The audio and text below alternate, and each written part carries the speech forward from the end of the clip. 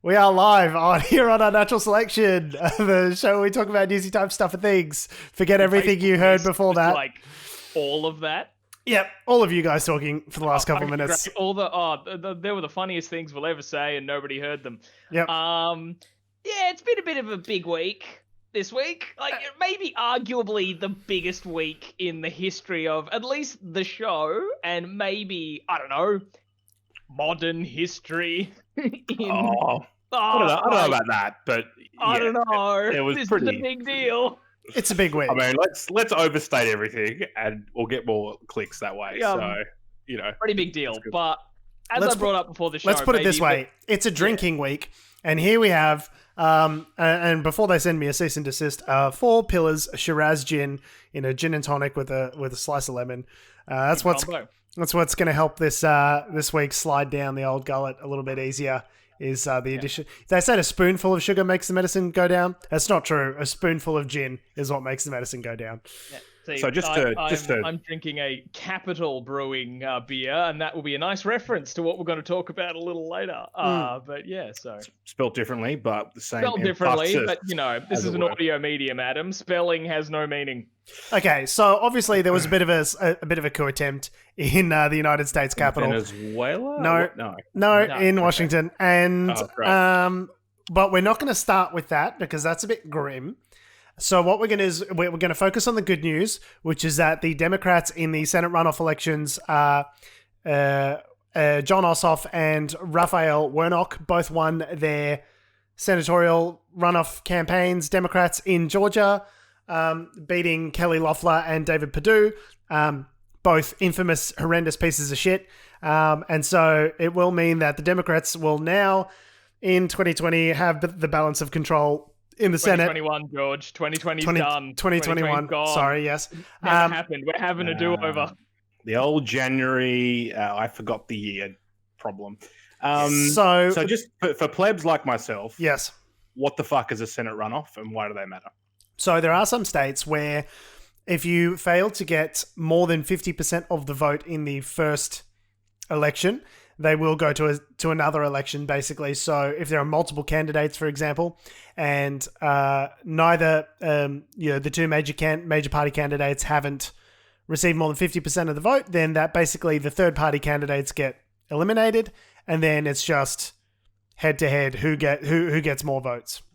Yeah. So basically what happened was neither party got more than 50% of the votes, and in the first election, so they've had to do this runoff. Now, in Georgia specifically, which is the one state where Senate specifically, that's a good point. So essentially now it means that the Democrats control 50 seats in the Senate, and with Vice President Kamala Harris, it means they can break a tie, which means they can actually pass legislation through both houses of parliament and actually do things without the Republican obstructionists stopping them at every turn.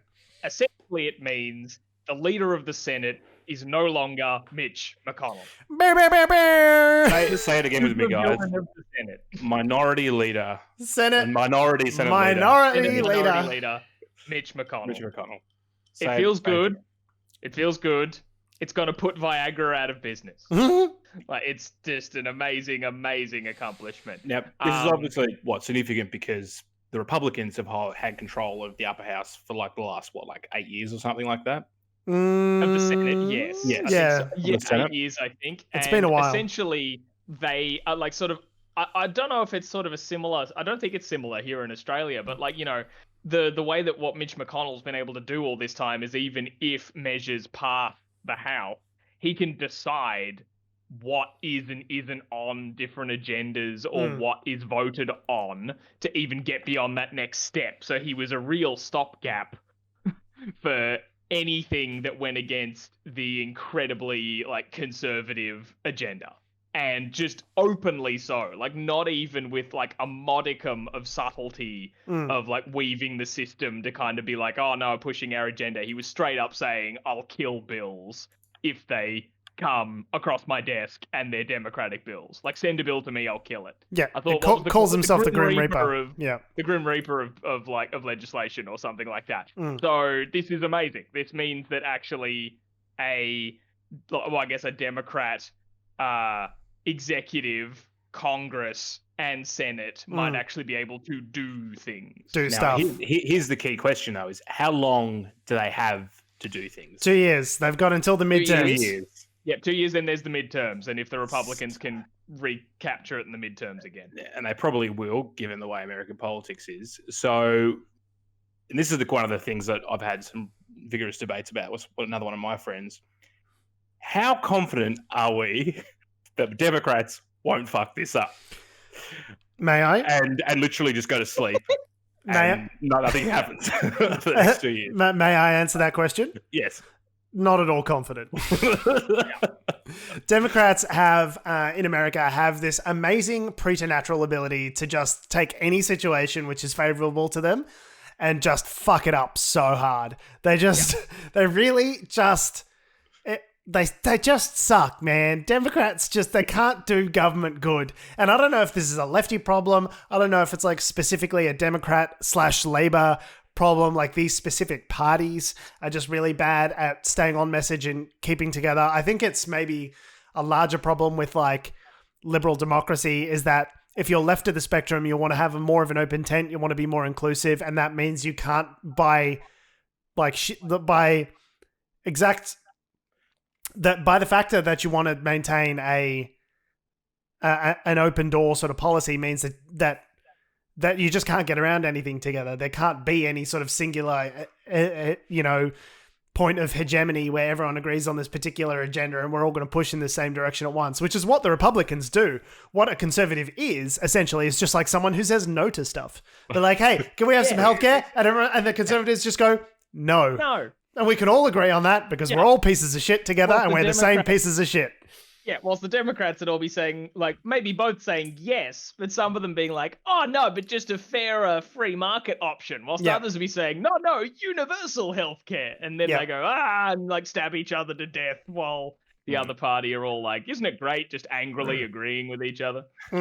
It's, I guess it's one of those things where it's been a tumultuous last 12 months in the US, both with coronavirus and the... What are you talking about? Civil unrest. Well, I mean, what's civil unrest? Everything's fine. I don't know what you mean. So you'd think that they've had 12 months to get the script written out, the agenda, the to-do list. You'd think they would have done that. Certainly Joe Biden's talked about hitting the ground running when he gets inaugurated in later this month, isn't it? Next week. 20th. On the 20th. Sorry. So you'd think, like, things will happen. But by the same token, because it's been a tumultuous year and the events that we just spoke about earlier, we're about to speak about, because those things have happened, my mind is more that it'll be harder to actually get anything done because they'll have to negotiate civil tensions without blowing the state of democracy up in the United States. There is a problem where when you're negotiating against another party in bad faith, it doesn't matter what you do. Like, you're always going to come up against opposition because they're always going to oppose you no matter what you do. You could, like Obama did, try to placate them with like a middle-of-the-road centrist candidate for the Supreme Court like Merrick Garland, and they'll still say, no, go fuck yourself because you're the other side. So it doesn't really matter what the Democrats put forward. They're not going to get any help from Republicans going forward because the Republican Party is basically, a hostage to Donald Trump's psychotic, narcissistic personality disorder. So the good thing is they have the balance of power, so they don't need them. So if Democrats can get their shit together enough to stay in line for 2 years, they can get a lot accomplished. So the fact is they need to have, this is what I've been saying for a long time, they need to have a supermajority, so they basically don't need Republican input. They can get it done without it. And that's what they have now. So it's a really rare and valuable opportunity that they haven't had since, I think, 2010, when, 2008 was the first 2 years of the Obama presidency where they had a supermajority. And that's when they got through Obamacare and other key legislative achievements. So there's a real chance to get something done here, and it needs to be done without Republicans. Yeah, so real good news. Hopefully they don't fuck it up. fingers crossed, everyone. Positive. That's the end of the show. That's all we're going to talk about today. Just positive vibes. Just good vibes. 2021. There's a vaccine now. Democrats run everything. We'll be fine. Let's just wrap it up. And I don't think there was any other news. I think we're all good. Yeah.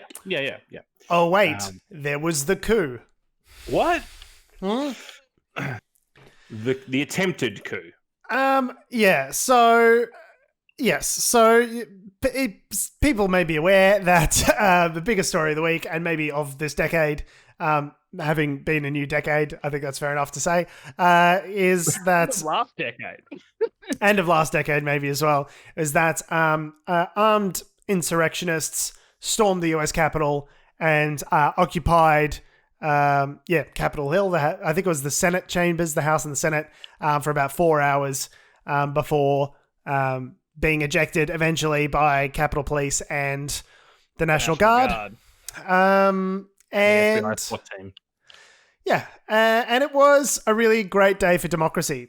So what happened is Donald Trump had obviously had a rally scheduled earlier in the day at which he spoke and said, that it was going to be wild, and they were going to go down there and stop Mike Pence from initiating the formal proceedings that would allow the electoral college votes to be tabulated and entered. Calling on Mike Pence to overturn the results, which many people were pointing out in the days and weeks leading up, he does not have the authority to do. Yeah, and so you had violent mobs outside of the US Capitol saying things like "hang Pence." Lots of people talking about actively getting in there so they could murder Mike Pence, the Vice President of the United States, and because of the inaction of the Trump administration and of others, they were not really properly resourced to rebuff these attacks, and so they stormed the Capitol. And it was real bad. Thoughts and feelings? Yeah, it was real bad. I don't know where to begin. I remember just rolling over Thursday morning, waking up because the Georgia results we just talked about weren't final Wednesday night. So I rolled over to be like, oh, there might be follow-ups then if they got their majority. That'd be great. Flip open the ABC app and it's just guns drawn in Capitol Hill as mob storms the place. And it's what? So should we? I mean, you've just sort of summarized it briefly, but I guess the rally that preceded the march to the Capitol wasn't a small rally. It was pretty big. It was big. Thousands. Rudy Giuliani got up there and spoke, asked for trial by combat, which was interesting. So lots of violent rhetoric and suggestions of violent rhetoric without necessarily openly calling for an armed insurrection. Yeah. But Trump said something like, Mike Pence better come through for us, but if he doesn't, and then pulled a bit of a face that was like, yeah, that won't be a good day, will it? Being just stopping short of saying, he'll hang for this kind of thing. And this is obviously, this rally, contextually, it takes place at the end of, let's say, an upward slope, where at the start of it, you have the end of the election and the rhetoric starts that it's been, the results are false. This rally is, imagine it as the culmination of that anger. And by this point, it's 2 months of people making similar comments, right? So it's been building and building and building and building. And then obviously it turns out Mike Pence probably isn't going to do the thing that Donald Trump wants him to do. Because he literally can't. Because he can't. It's not because he's spineless. He did. It literally just doesn't have the power to do. He has as much power to overturn the election results as I do. In which is to say, none whatsoever. Yeah. Not his job. So heeding Trump's calls, the tens of thousands of people marched from wherever the rally was being held, somewhere else in Washington, up towards the Capitol. Now, they knew this was going to happen. They knew they were going to march. It had been flagged. The police did know that something was going to happen, but I don't think anyone expected the anger and the amount of people to move in the way they did.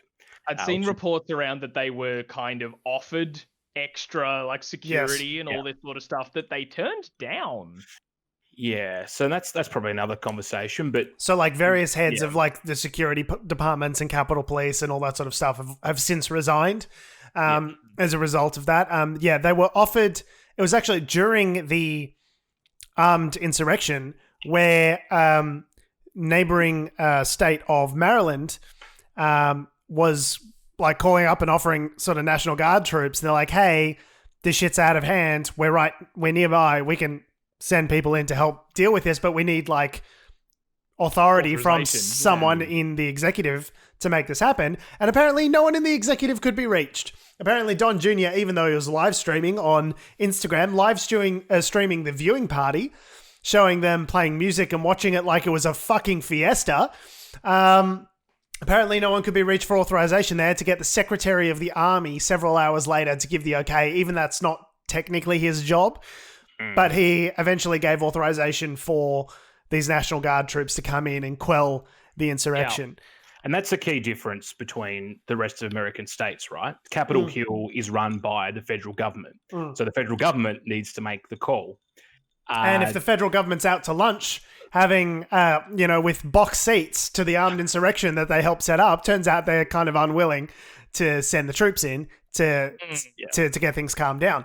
And there are other reasons why there probably weren't as much police there as well. We might cover that a bit later once we've got to the end of the story because it makes more sense contextually. But I guess point being is the angry people got to the Capitol, and when we say angry people, they're not like dudes wearing t-shirts and hippie banners. And these are like punches being thrown just because people are riled up. Like, we saw some pretty crazy like demonstrations and stuff over the past year around America, especially and violence breaking out from like police getting involved and everything. This was next level. Like people were literally like, if you imagine all those preppers and the guys that love airsoft, like everyone's dressed, not everyone, but a large proportion of people are dressed with like tactical gear. I don't know whether anyone was armed because it's Washington. I don't know if that's a thing you can do in Washington, but no. Well, I mean, I don't know if they were legally allowed to be armed, but certainly there were armed people there. So people weren't walking around wearing combat vests. There are photos of people. This happened a bit later inside the Capitol, walking around with flexi cuffs, which are used in like mass arrest situations. Like these guys weren't coming prepared. Do you know what I mean? I don't want to gloss over that. I think to me that was the most terrifying part of this whole thing. Like seeing the guy coming in Viking horns and people with Nancy Pelosi's podium and that sort of stuff. Like these are just morons, right? But seeing the guys in tactical gear with flexi cuffs there for the which are basically like zip ties that are sort of set up ready to be handcuffs. Clearly, if they were more organized and smarter, maybe, they would have succeeded in their actual goal, which was to take hostage members of the US Senate and Congress. And I think this is the problem, is when you stir up a mob and they storm the Capitol, it doesn't matter if some of them are mostly peaceful before they got there. It's mayhem. Once you get in, that mob mentality takes over. I am sure that senators and Congress people and maybe the vice president would have been killed, because you really think that these people, the guy with the Viking horns, really knows who's on which side? You know what I mean? Like, he's like, oh no, that's a Democrat, we'll kill him. That's a Republican. No, we'll let him go. Like, you really think... Are you referring to the QAnon shaman? Yes. I believe they are referred to as, yes. I've got a story about him we can get back to. But like, it was really sinister. I really do believe more people would have died. The current count is 5 people. A guard, various people who had sort of medical emergencies during the attack. But like, if there were more, a woman was shot in the neck, but she was trying to break in. The Capitol Police shot her, and they had to evacuate all of these senators out via tunnels, and it easily could have turned into a scenario where these people were murdered. And like, everyone's like, I've seen a lot of news headlines and things like saying, oh, like protest or violent protests. I'm like, if you plant pipe bombs in the nation's capital, it's no longer protest, it's fucking terrorism. That was a failed coup attempt. And to call it anything else except a shit coup attempt is to obscure the fact of what actually happened. So that's the other thing. While they were marching towards the Capitol, about 30 minutes prior to when they breached it, they did find pipe bombs at the Democratic headquarters, I believe. And Democratic and the Republican National Committee headquarters, as well as in the Capitol Hill building after they were... So this is happening like while... So obviously, you know, some people in this violent mob have thought things through. Yeah. Now, I guess the point being is in the narrative of the story, they march towards the Capitol, they get to the Capitol, and then it becomes quite clear the police are completely outnumbered.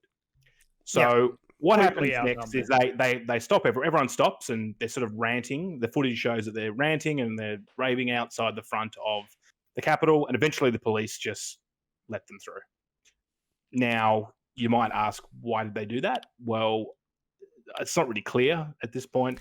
To me, a lot of the footage I saw, this is something that you, Tom, picked up on. Actually, why don't you speak to it? The guys sort of cajoling them to get out of there. Oh yeah, there was that, because I've seen like two sort of bits of footage, because like there was one where it just looked like it was a bunch of people at a barricade and then they just gave up, which that sort of feels more like, oh, this is a pure like racist thing of like at a Black Lives Matter protest they wouldn't just let people go through, they wouldn't just give up, they'd be macing and beating these people, but then a bunch of white people are coming up and they're real mad, fuck them, just let them through. But there was other instances where the outnumbered aspect came up, where George sent us MSNBC, I believe it was, had just a rundown of some footage that I hadn't seen floating around the internet as much. And one of those ones that spoke to me was that there was like a few guards, like 2 or 3, standing in front of one of the doors that had already had a bit of action, like cracked windows and shit. And the person filming was essentially pleading with these guards to just walk away and let them through, because there's some scary dudes back there. Like just let them through. They will kill you, kind of thing. Or like, there's some scary ass guys. Let us clear a path. Like seriously, just go home. Like you'll get hurt, kind of thing. And which is like, if I'm the dude standing at that door, there's like 3 of you standing at the door. There's like dozens, hundreds of people in front of you, and another 10,000 people behind them. Like if it was me, that's a compelling argument. I mean, like, I'm not going to die for this, so these people can't get through into the Senate. There were 3 guys on the wrong side of the door. So the other things, they can't fall back. The door's been barricaded behind them. And this is in the same 2 minutes that the female was fatally shot by Capitol Hill police. So was it? Yes, it was. Same instance. So the guards in front of the door, they can't go back, but they're allowed to exit through the crowd, which they do. And then people start hammering on the door. Within 30 seconds, someone yells, gun, gun, gun, and most people go, oh, we'll step back. Unfortunately for the lady involved, or you could say maybe, it's a panic, and it's a. Yeah. I wouldn't say that she deserved it, but she obviously hasn't heard the fact that there's a gun there, and she's gone up to have a go at the door, and then they've shot her, and that's how she was killed. So you can see there that obviously the police, by this point, the police inside and this is the point, they're inside the Capitol, they're in the hallways, they're starting to panic and get really scared. Now, prior to this, as Tom said, they've just let them through the barricades out the side. Yeah. They've blockaded all the doors, and people there was probably like a period where they were spending ages trying to get into the actual building itself. But eventually they breached round behind in one of the rear doors of the Capitol, and the guards, there's footage of the guards, and the media are like, are you guys going to stop people going in? Like, can we go in? And the guard literally goes to the reporter, no one can go in. No one's allowed to go in as people are walking past him. People are going past. And I think, he's right. None of them are allowed. But what is he going to do? Stop them? And then on the other side of it, though, there's like people taking selfies with them.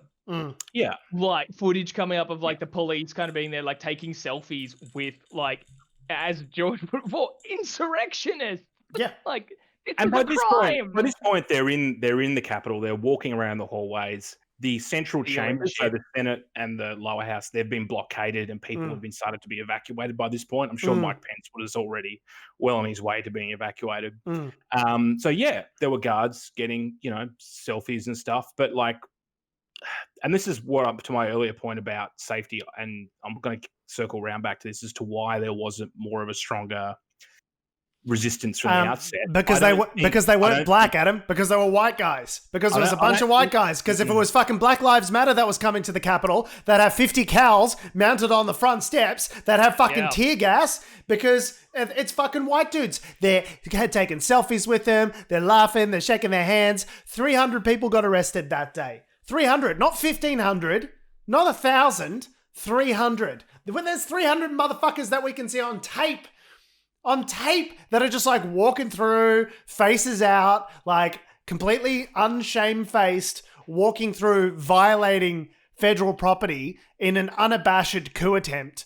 And they're just like, yeah, how's it going, man? I feel totally safe here on this federal property for some reason. I don't know what the fucking difference is between me and Black Lives Matter. Maybe the pipe bombs. But aside from that, I can't think of what anything else would be different between the two of us. And the disproportionate fucking responses from the police. And so obviously these are the outside guards. Once they got sort of close to the inside of the protected areas, that's when police resistance started to get a bit more forceful. There are footages of like riot police literally having a heave ho with that was with also rioters. really scary. One guy getting like jammed in the door where his shoulder, basically getting crushed. There was a member of the Capitol Police who was murdered, essentially bludgeoned to death with a fire hydrant. Like this, and I don't know. And you guys might feel differently about this, but like I don't know if you're the president and you've done something which unnecessarily results in the deaths of 5 people, I don't understand how that is substantively different to murder. If you whip up a crowd and tell them to go fight, whatever that means, trial by combat, if you're these people that have whipped these people up into a frenzy, you still don't acknowledge the election results, refuse to participate in the inauguration, and they go and kill a bunch of people, I don't see how that's different. He's commanded the crowd. He's sent them there. Like, I think it. I don't know how anyone could argue against that. He is responsible. Yeah, he's responsible for the deaths of 5 people. Whether you say he's a murderer or not, I guess is a matter of perspective. He is responsible for the deaths of 5 people. There's a crime, there is a crime for inciting violence. I'm pretty sure. Yes. Yeah. So eventually, the police on the inside of the Capitol, once everyone seems to be evacuated, people breach the Senate chamber, and then that's where all the photographs and start to appear of people running around. We see Shaman Viking dude on top of the speaker's seat or whatever. There was a noose as well. There was a couple noose of out the front. Yeah, there were gallows set up, presumably. For murdering purposes, one would think. The crowd was literally chanting something like, what was it? Hang Pence. So, they're there for fun and games. Anyway, so for several hours... I love that the law and order president sent a violent mob to the Capitol. And didn't he? There was 2 months ago, he put together an executive order which said... this is because people were violating statutes. And he says anyone who violates federal property will automatically get 10 years in prison. I wonder if that will still apply in this case. Because these were people's lives, not statues. So maybe slightly more important. Who knows?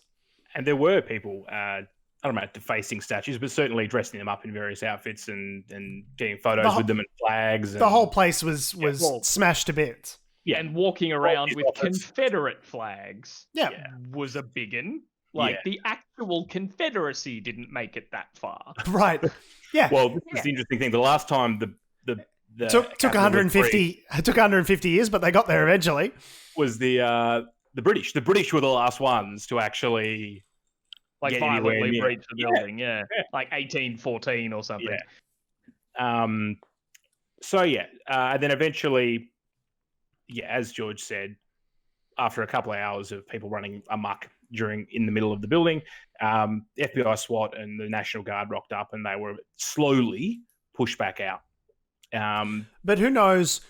Who knows what fucking, what systems were violated or breached, or they had physical access to the computers that run the government, the executive and the congressional branches of government. Like, well, this is an article. It's like not just a horrendous safety breach, but an actual security breach of the highest levels of government, which there could be bugs, there could be, malware, there could be, who knows? All you need is one Russian agent in the middle of everything going on, and you've now got unfettered access to the highest levels of government. Like an article I read was basically like the prudent thing to do is basically to throw out any bit of IT.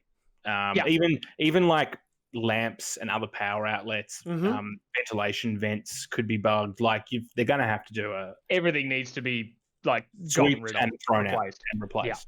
Yeah. It's like that when they built that embassy in Russia, and they got this is how like out there the Russians are with this sort of stuff. They'd planted bugs in like the steel beams of the foundations of the building.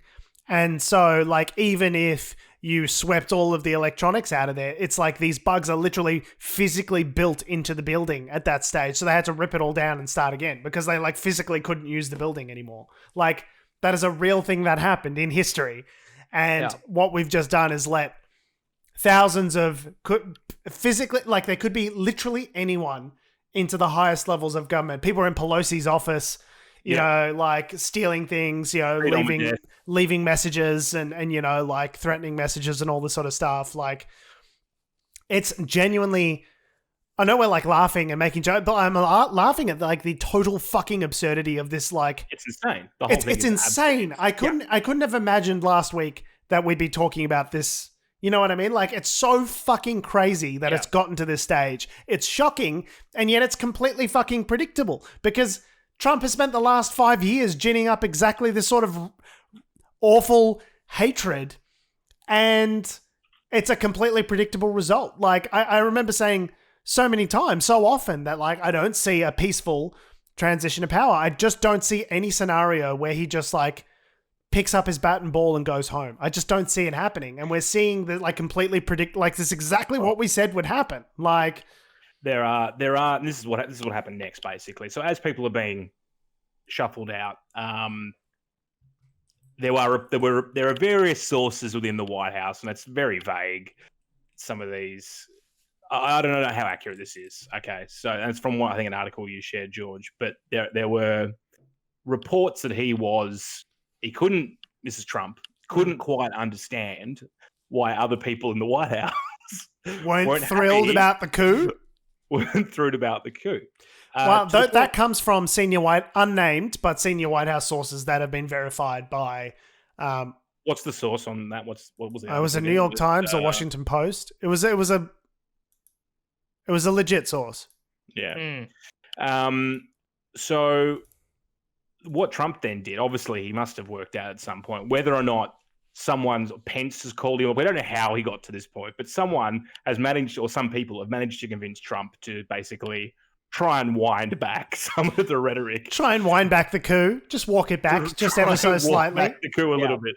And you can see a hostage video where he's essentially saying like, no, now's we got to respect our law and order. Okay, we got to have peace. Okay, we got to have peace. We all had fun. You're all special. You was kind. You was smart. You was important. They said they're special, like wonderful people, but it's like we've been robbed, and we love you. We love you. The election was completely legitimate, but now it's time to go home. Okay, guys, and it's just one of those classic hostage statements from Trump, where it's like you know he doesn't believe a single fucking word that he's saying, but someone's making him say it, so he doesn't fucking go to jail. On the other side of the camera, going, "You need to fucking say this." Jared is on the other side of the camera, going, "Bro, we're gonna go to jail if you don't fucking say this right now. You need to shut the fuck up." Like. They will remove you from office and then you can be persecuted out the ass. You need to stop.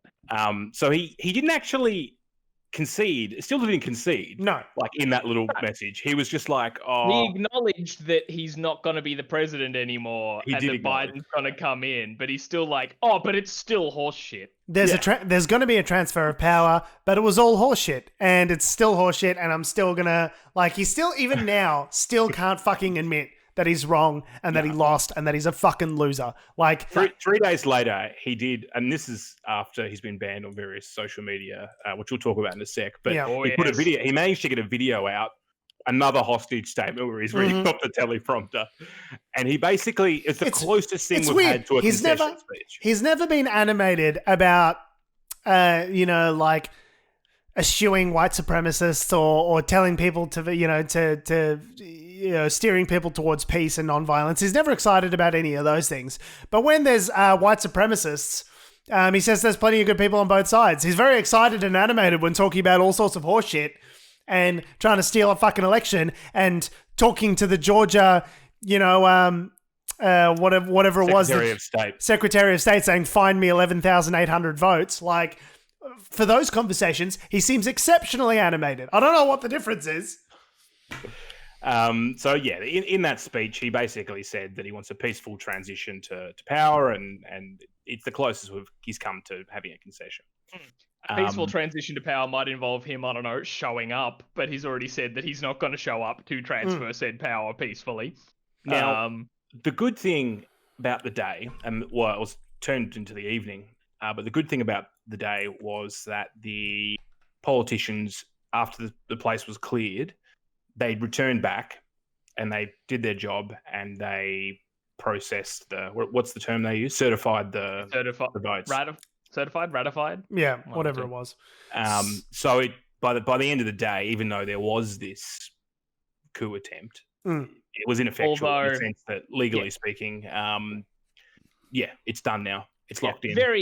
Even though the coup attempt was ineffectual, but man, actually the actual certifying of the votes was interesting. I don't know if you guys caught some more of the details on that. Well, people were objecting, right? Yes, process is fucking nightmarish by the sounds of it, so they read in alphabetical order every state and they read out what their electoral college vote was.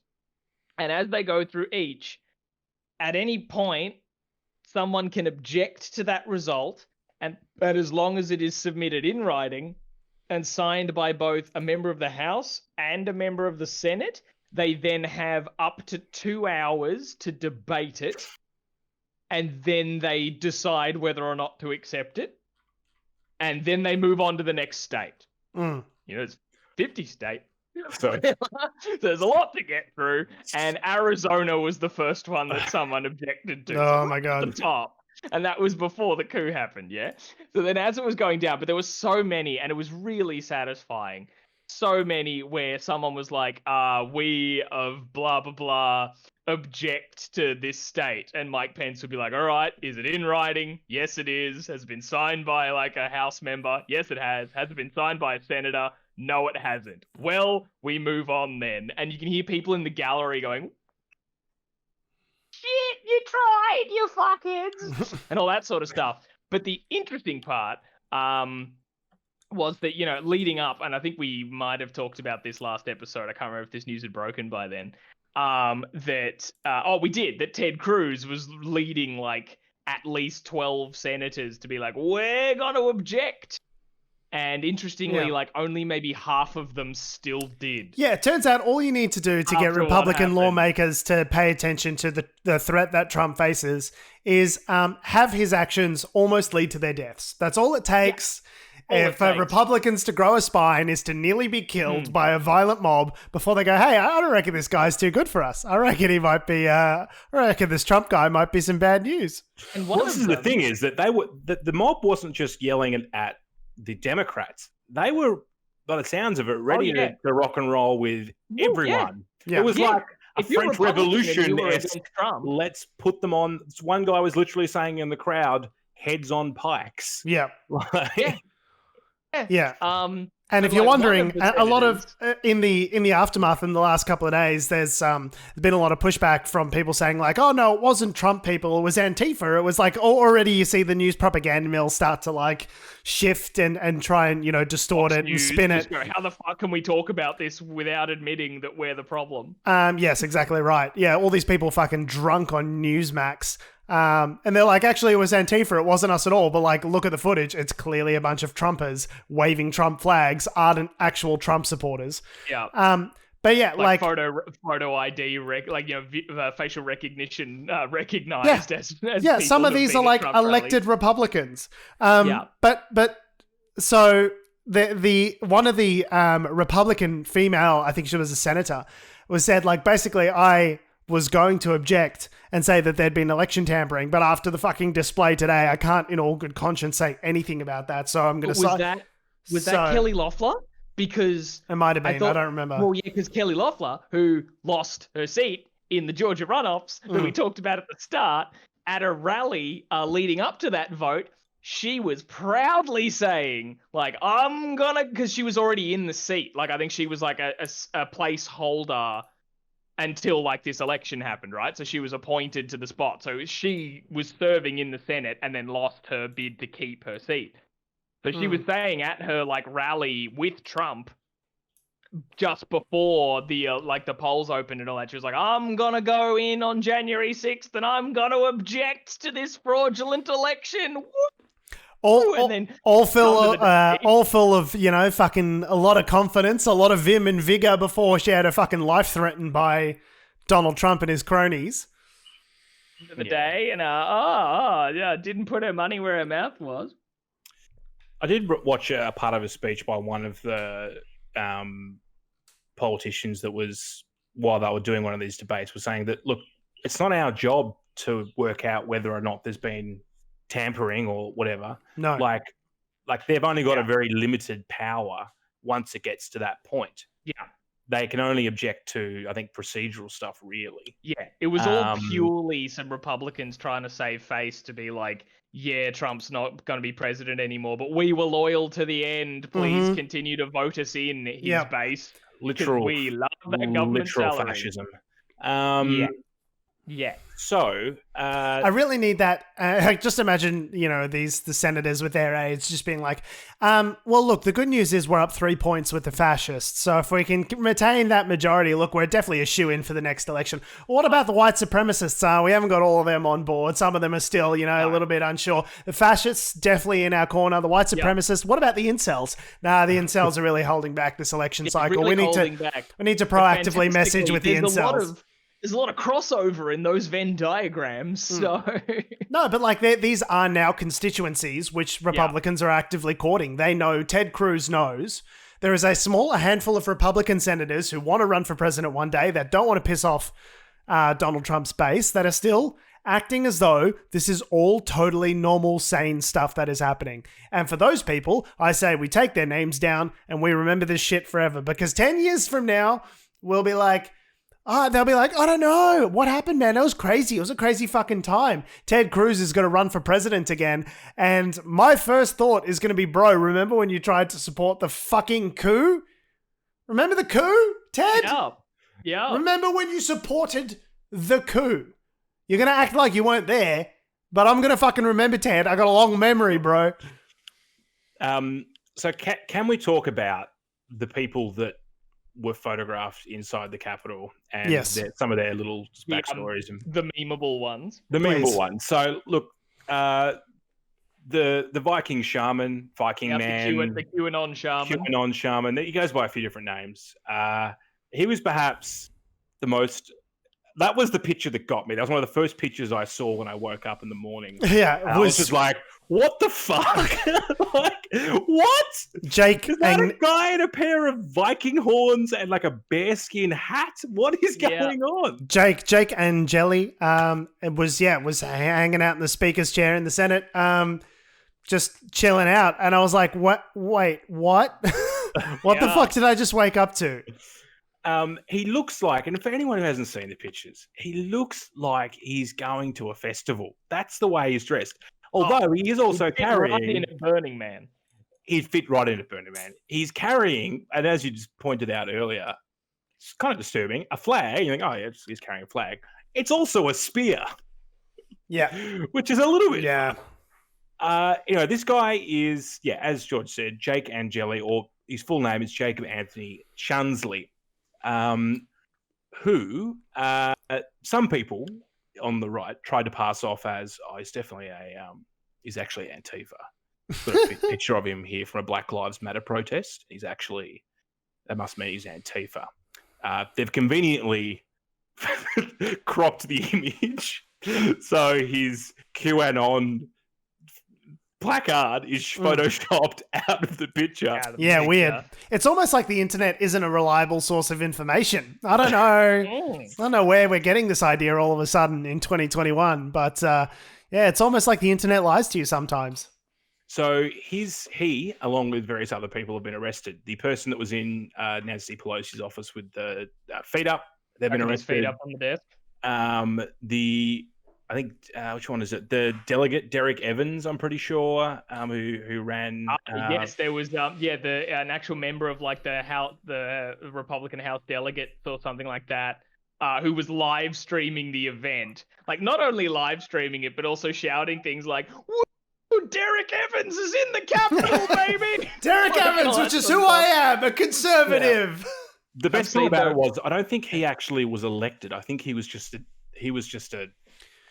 But yes, I think a member of the Republicans. These are not official, but West Virginia House of Delegates, whatever that means. To be clear, these are not fringe people that are just like lunatics off in their militia that like dropped into Washington for the day. Like some of these are elected Republicans. Some of these are, like there was some CEO who like flew in on his private jet to join the protest and was like live streaming himself. Like these are prominent, legitimate, allegedly not insane people that are contributing to this coup attempt.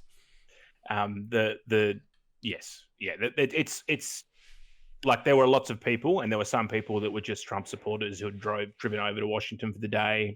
Like there were lots of those, but in that crowd, there are key agitators that... and a lot of these people that are prominent in these photographs have appeared in photographs with Republican lawmakers, with people like Don Jr., with people like Rudy Giuliani. Like this is all stuff that has been tracked down on their Facebook pages. These people are like in touch with prominent members of the Republican administration. This is not like, these are not fringe people.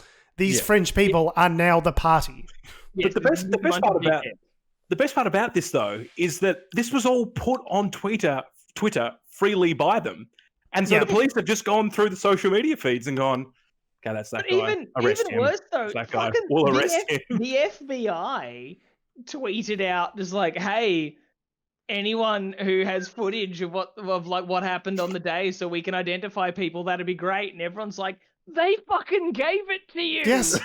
Just look at the guys posting it. Look at these dickheads posting selfies and like hopping on their YouTube channels being, "What's up, guys? Blah blah blah here. Just coming here to overthrow democracy and like and subscribe.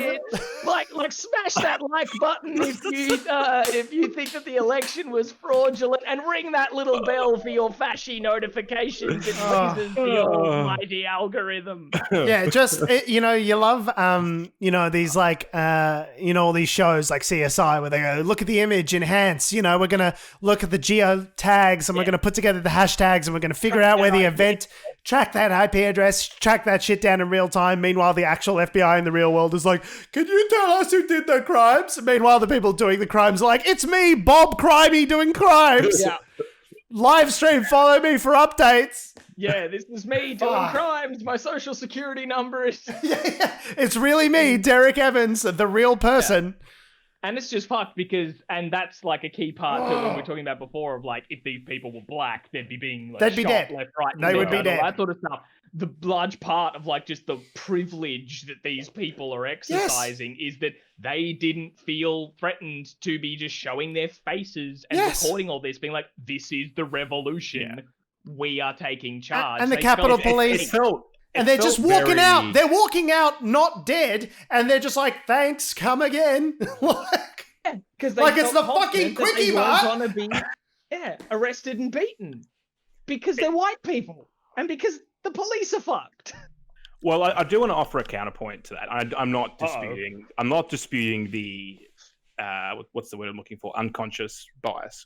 The unconscious and sometimes very conscious bias. And sometimes extremely conscious bias. So go on. So the point being is that this riot happened 3-4 months, 5 months, maybe, might have been 6 months longer after the other riot that happened outside the front of the White House, right, where there was, as you said, massive police presence, like tear gas, police, actively going at people. Peaceful protesters who were cleared by tear gas and armed guards so Donald Trump could go across the street and like chew a Bible or whatever the fuck he was doing. Upside down. Like, which is like, are you the Antichrist? I'm pretty sure you are. Anyway. I'm surprised his hand didn't burst into flames holding that fucking thing. But like, these people were just peacefully protesting. They certainly weren't coming into the Capitol to execute someone. Like, and yet they were treated somewhat differently, you might argue. In terms of the optics after that event, so this is what an article from Sydney Morning Herald is pitching at us, is that the law enforcement, because of that, were very conscious of what it would look like if they were overtly strong-arming what is meant to be a peaceful protest. They were very conscious of what it would look like if they deployed the armed militia, like the armed military, against white people after black people were savagely beaten throughout the entire year. Yeah, it wouldn't look great, would it? It wouldn't look great. But there was a conscious decision made by at least some people. Can I just fucking nope this hot take out of the fucking window? No, that's absolutely that is horse shit, Adam. You don't think that the So what? I guess this is my point. I think they indulged in a bit of personal bias, and I think they were deliberately under-resourced to deal with these problems by the federal government. Like, I think that was a deliberate strategy. Yeah, I think certainly the federal government hasn't helped. But my point being is that because there's two things. One, they wanted to avoid the militarization of the Capitol and what that would look like. But secondly, they didn't think the angry white people, and this is partly where the racism comes in, they didn't think the angry white people would actually get angry and riot. And then they haven't been paying attention. So just see Timothy McVeigh, Oklahoma City bombing, if you want an example of how white people can get real fucking angry about stuff. Okay? Like... Yeah. But look, I mean, you could call it complete racism. I just think it's a bit of both. It's probably a bit of ineptitude and the concept of, they wouldn't do that, as well as... But why do they think they wouldn't do that? But for the fact that they're good white people who wouldn't do something nasty like that. There is a obvious, clear double standard. Yeah. Like, I don't want to make the whole thing about race. Like, Like a lot of it. I don't think it is. If I was there and I was a guy and I was outnumbered 50-1, I'd be like, bro, this is just a job. I'm getting like $8 an hour. Just go ahead, go nuts. Like, just try not to rip up the Constitution. Like, and that's my second point is that I just don't want to die for this. You know what I mean? Like, I don't think the police officers who were there, certainly on the first outer perimeter, I don't think they were willing to, like, I would, as you said, like, why would you? If you're hopelessly outnumbered, why would you try and stop them? Like, you let them through. If it was a Black Lives Matter mob, it would have been a very different scenario. Oh, yeah. Perhaps. But you'd probably have Donald Trump himself trying to direct resources. Do you know what I mean? Like, he would have deployed the National Guard immediately. Yeah. If he'd heard that before they arrived, going to be a snifter of a Black Lives Matter protest near Capitol Hill, there would have been, like, the army straight up there waiting for them. And so, as you said, the head of the Capitol Police is now resigned, but this will be one of those investigations that goes on for 12 months, and at the end of it, nothing will probably really change. And like, let's not forget, a Capitol policeman was murdered. Like, actually straight up murdered. Like, they haven't actually announced what the 3 other deaths were yet. And they said medical emergencies. Yeah, so there was a rumor going around, and this is unverified. I don't know if it's true. Where would you like to flesh it out, Tom? Yeah, I keep seeing people talking about it, and I've only seen one outlet actually reference it, but I can't even remember the name of the outlet, so it wasn't like... It's not mainstream media, quote unquote. But that one man had a heart attack. It was one of the medical emergencies that killed this man. But everyone else has been saying that the heart attack was caused by the fact that he tasered himself in his nutsack. Repeatedly. Which is hilarious. Like in amongst the coup attempt and all this sort of stuff, it is pretty funny that a guy might have tased his nuts to death. Yeah. Is it funny? That's so many just really questions of bad. how? How? Like, did you point it Why? at your own walls and it fire? Was Well- it just like tucked into your jeans because you're a hick and it just discharged into your own nut? How? Well- Why? How again? Why again? What? How for a third time? Yeah. There wasn't a lot in some of those hallways. In fairness, there wasn't a whole lot of room to even draw a gun if you wanted to. So, I mean, to be able to raise something up and point it if you're squashed in with people would be pretty hard. But who knows? I mean, it's all unverified, so I don't know. Yeah, I don't know. I've seen so many people running with this story of a man tased himself in the nut, and I don't know where they've gotten it from. Not all It's a great heroes. story. Not all It's a great heroes story. wear capes.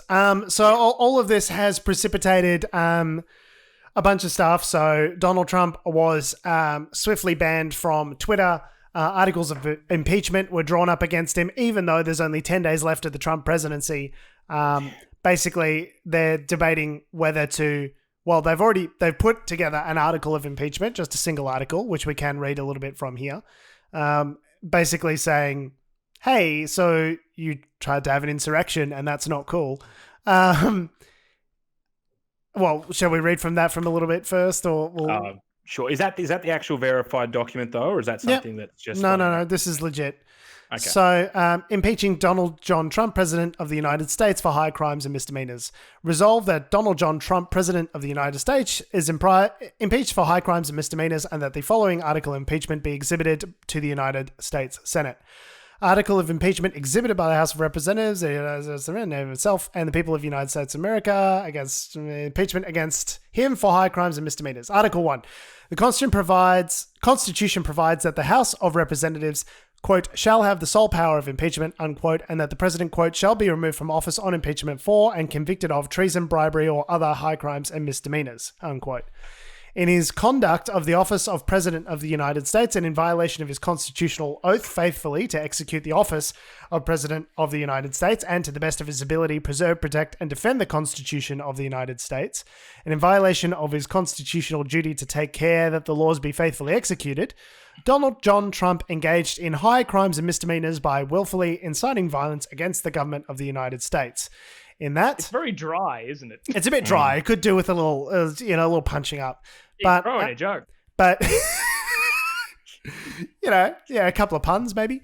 On the 6th of Jan 2021, pursuant to the 12th Amendment of the Constitution, the Vice President of the United States, House of Reps and the Senate met at the United States Capitol for a joint session of Congress to count the votes of the Electoral College. Shortly before the joint session commenced, President Trump addressed a crowd of his political supporters nearby. There he reiterated false claims that, quote, we won this election and we won it by a landslide, unquote. He also willfully made statements that encouraged and foreseeably resulted in imminent lawless action at the Capitol. Incited by President Trump, a mob unlawfully breached the Capitol, injured law enforcement personnel, menaced members of Congress and the Vice President, interfered with the joint session's solemn constitutional duty to certify election results, and engaged in violent, deadly, destructive, and seditious acts. So there's a little bit more about the Georgia presidential results and that conversation that we spoke about with Raffensperger about finding me 11,000 plus votes, all that sort of shit. Where did that tape come from? Was that released by... Presumably... Washington Post released it. Yeah, I but it don't must know have been who someone in the handed it room. to him. Like, Who's recorded it. Yeah. Yeah. Grossly has conducted himself in a manner grossly incompatible with self-governance and the rule of law. President Trump thus warrants impeachment and trial, removal from office, and disqualification to hold and enjoy any office of honor, trust, or profit under the United States. So, I sort of yada yada yada a little bit of it there, but those are the main sort of headline parts of that. Do either of you think that Trump could actually successfully be impeached in the next 10 days? And if so, like, what would be the point? I could see at least to be impeached to the point of removal.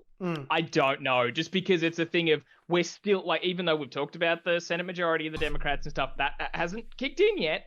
It's still the previous Senate majority towards the Republicans that didn't remove him the last time he was impeached. And that they would need to convince about 17 Republicans in the Senate to go along with it in order for it to go through. So, although while we saw that half the Republicans who were all gung ho to go with Ted Cruz and support didn't. So like maybe we like, you know, I wouldn't say it's impossible, unlikely. How long did it take them to go through the full impeachment proceedings last time? It took them several months. But honestly, that was the Democrats being lazy, right? It was all them being like, we don't wanna. Like, they weren't being lazy. It was want to impeach him. It was the far left.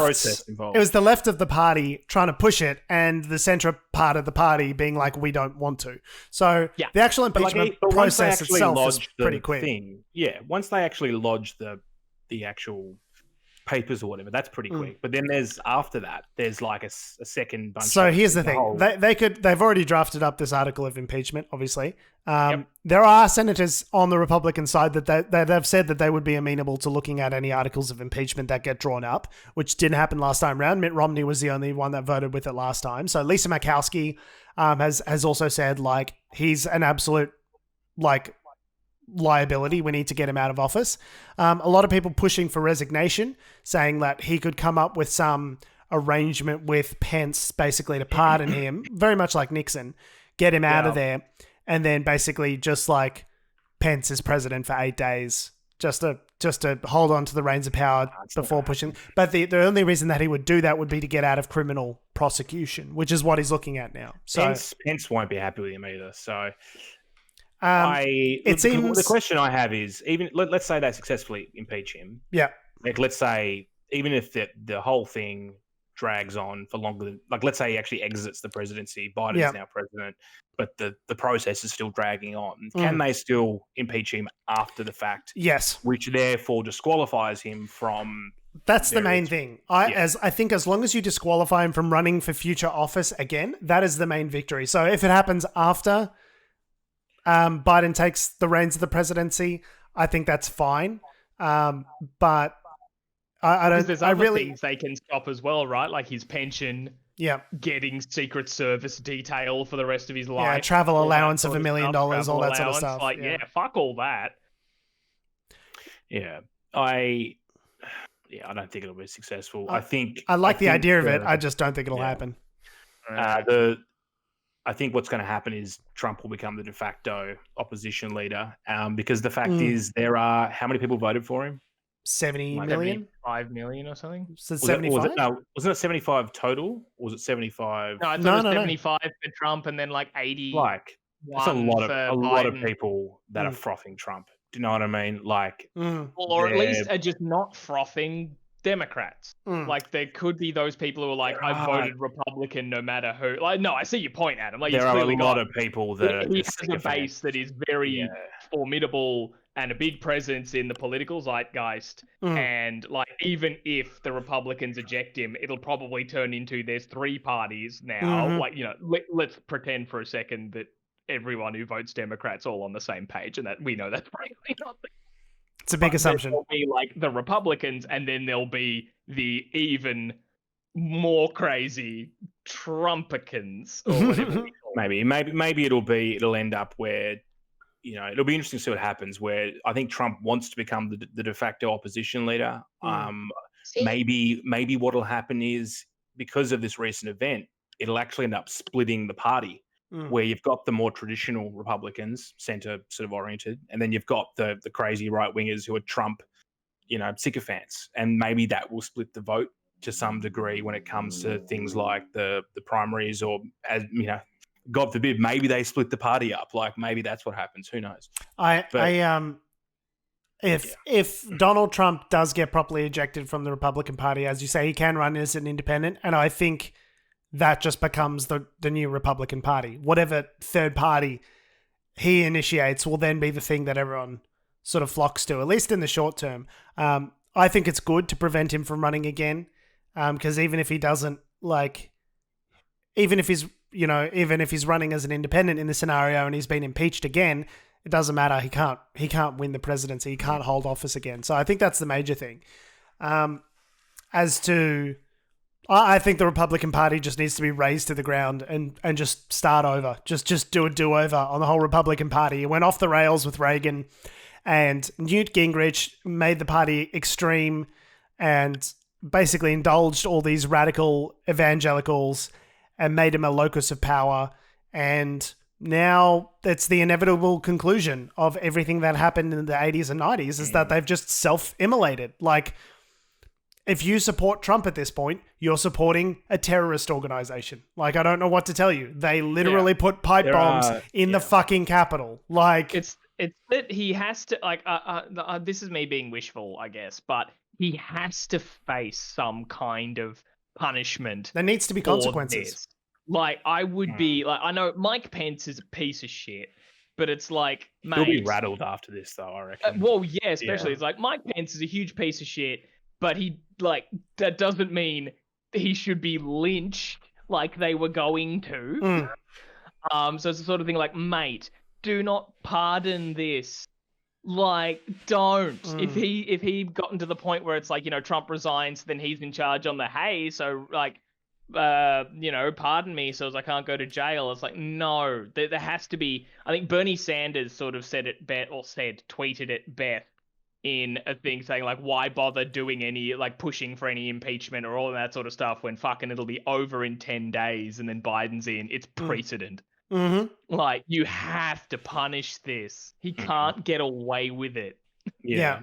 I think I saw a tweet which went viral, which said something like, so I had this tenant in my apartment who, you know, trashed the place, had armed insurrectionists place pipe bombs in it, but his lease is up on the 20th. Should I just let it slide, or should I maybe take some legal action? And it's like, that's a good point.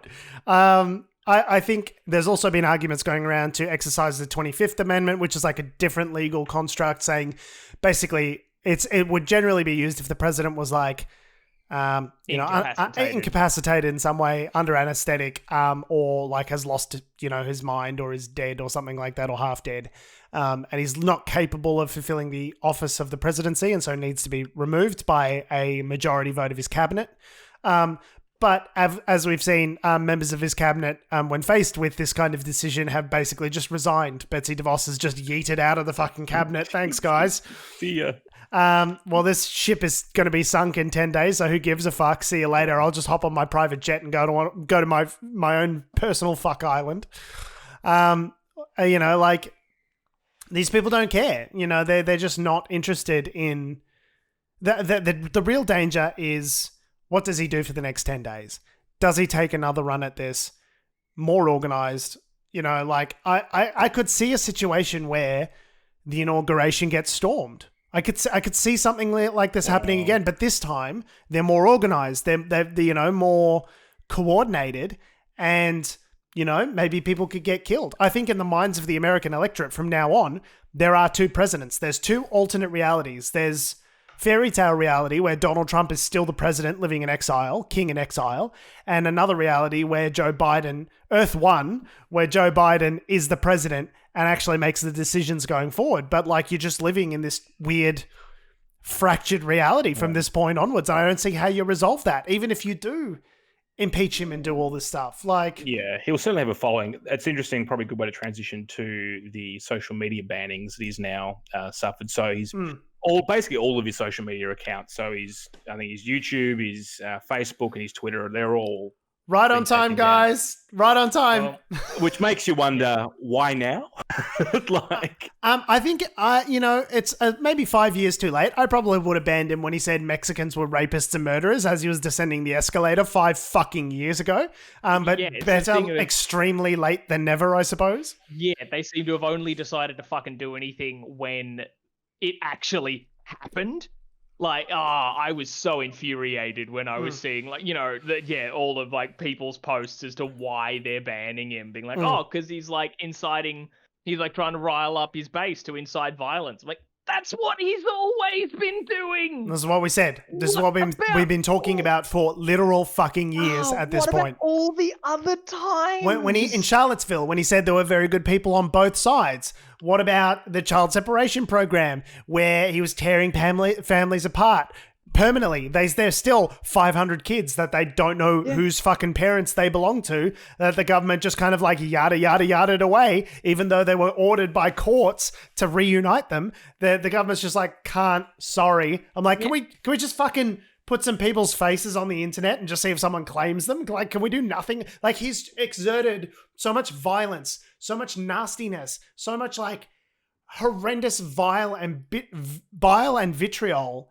into the air over the last 5 years, and it's just like now finally because the votes were certified, they've finally gone. Yeah. Well, yes. we're okay to do it now because we know he's not going to be president.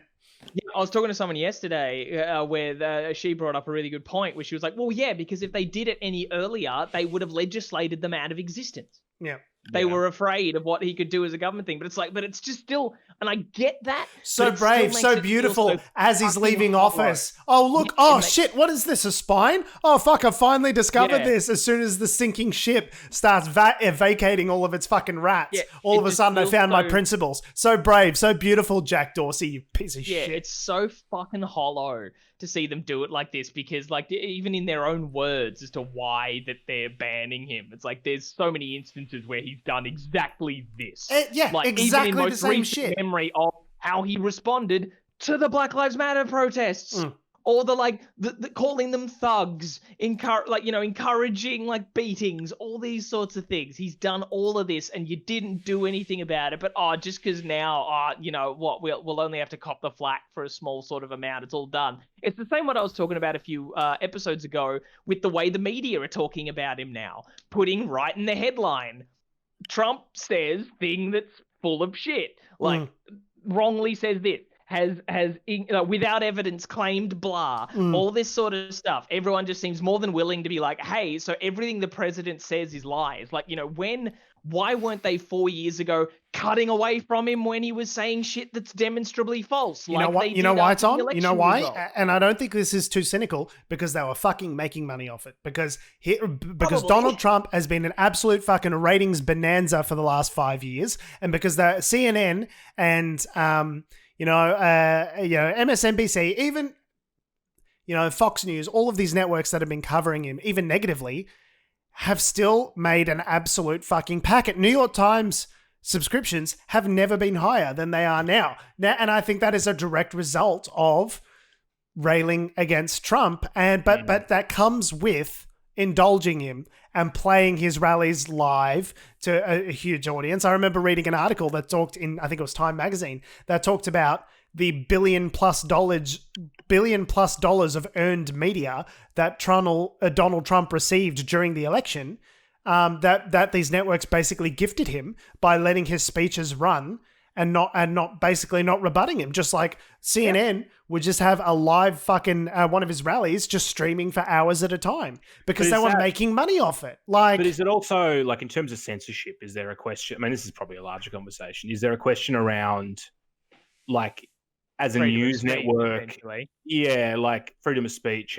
but also we're the news. We're just reporting on what's happening, and if we stop it, it's censorship. Is that we're past all of that? You, as the president, have the absolute ability to drop a press. They say, censorship. What's Twitter's done by banning me is a breach of my rights of freedom of speech. All this sort of horseshit. No, it's not, because what he did is he turned around. They drafted a statement and a press release, and they dropped it from the White House, and guess what? Reporters fucking reported on it immediately, because that's what reporters do. So it's not that your voice has been silenced. You're still the president of the United States. You just don't get to comment and have your shit on this private company's website. That is them exercising their private choice as a private company, free market, which is what you cunts are all about, allegedly.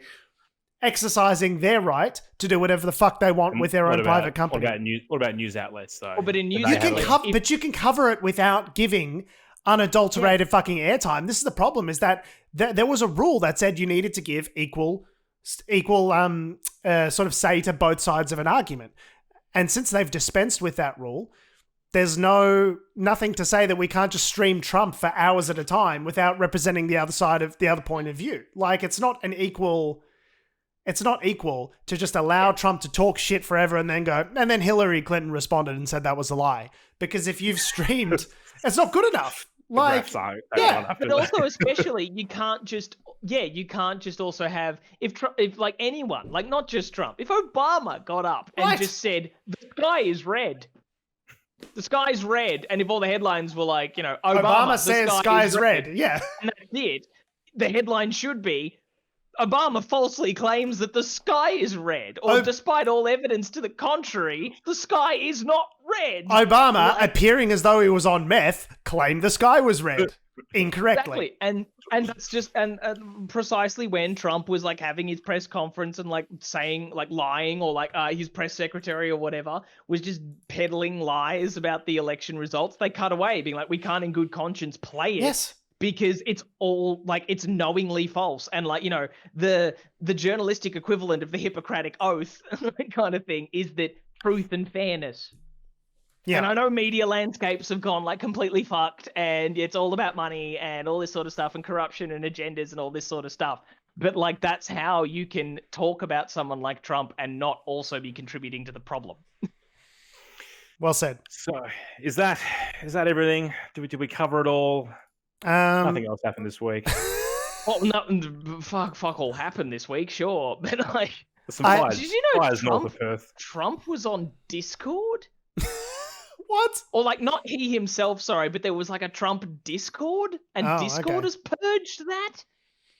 I know that there was the Donald subreddit and things like that. Like there are plenty of chat forums of wretched hives of scum and villainy where these people go. Discord. Like, no, it's like the Discord have like renounced him, and I'm like, okay, I didn't expect that one. But Shopify was another one. Oh, really? Shopify? Yeah, but I guess, I don't know, I assume you can buy Trump merch or something. MAGA hats from his website, and it probably runs on Shopify. I don't know, but I was like, Shopify, okay. You can still get the $2 Trump president ring from Wish if you want it. Made in China. Amazing. Made in China. Also, it's amazing to see that we're in the timeline where a company like Ben & Jerry's had a better response to all this than, you know, like most media.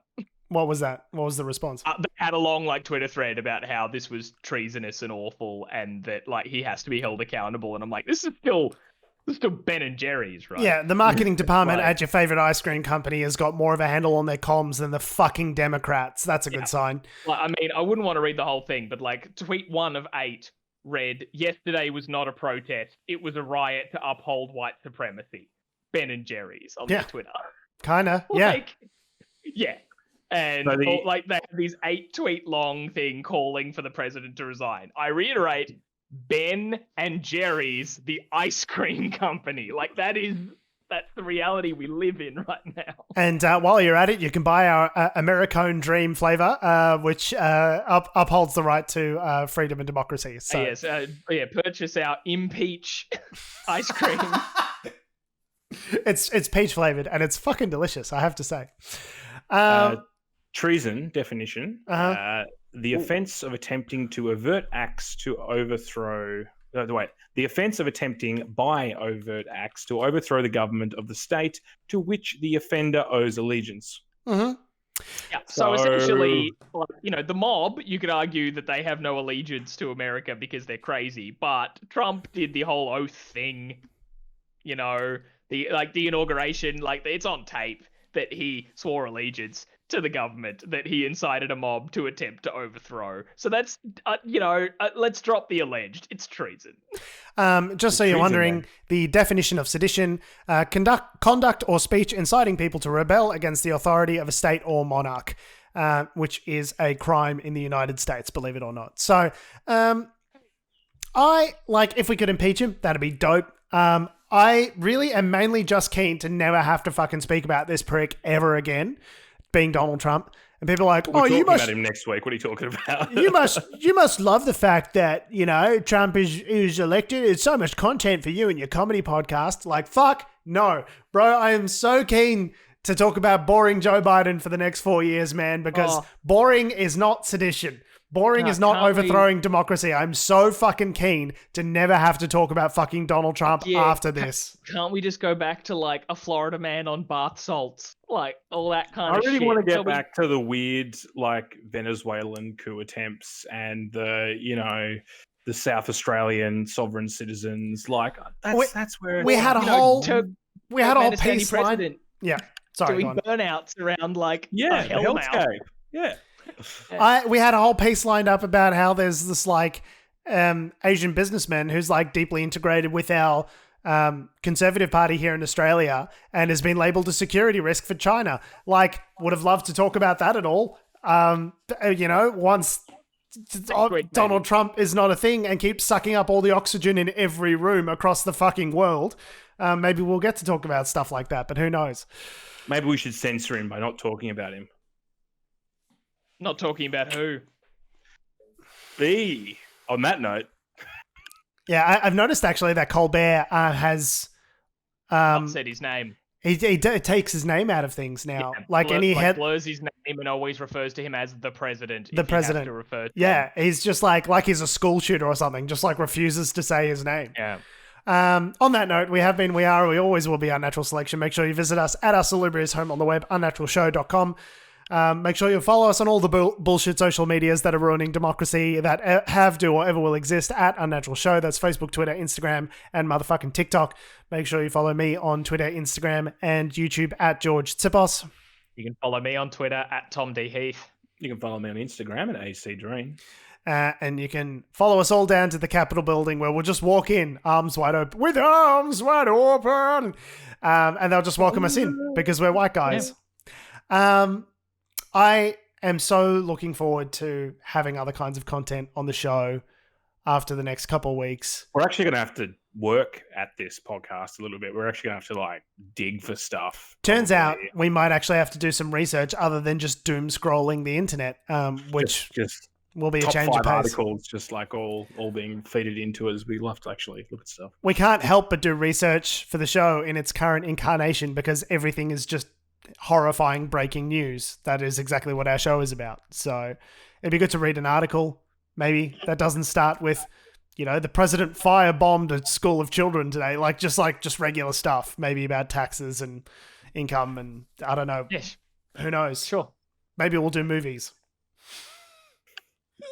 Thanks for listening, guys. Love your faces. We'll see you next week.